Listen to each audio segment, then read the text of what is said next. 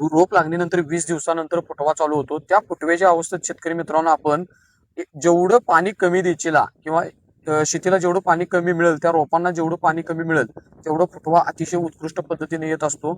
ज्या वेळेला तुम्ही पाणी कमी देणार आहे ते पाणी कधी द्यायचं तुम्हाला आणि कसं द्यायचं सांगतो शेतकरी मित्रांनो आमच्या दाखवा जरा. तर शेतकरी मित्रांनो आपल्या जमिनीला अशा पूर्णपणे भेगा पडल्या पाहिजेत, पूर्णपणे क्रॅकिंग गेलं पाहिजे.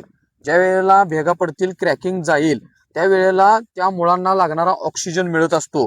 मुळांना ज्या वेळेला ऑक्सिजन मिळतो त्यावेळेला आपल्याला फुटवा हा नॅचरली चालू होतो.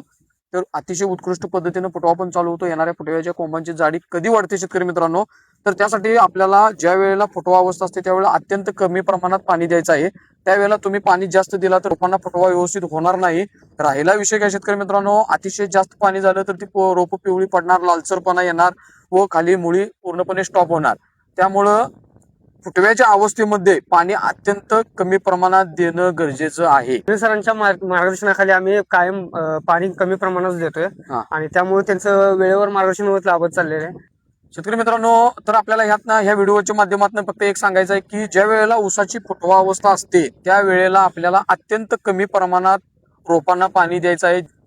थँक्यू, धन्यवाद मित्रांनो. मी आपला ऊस मार्गदर्शक श्री सुनील झरकर.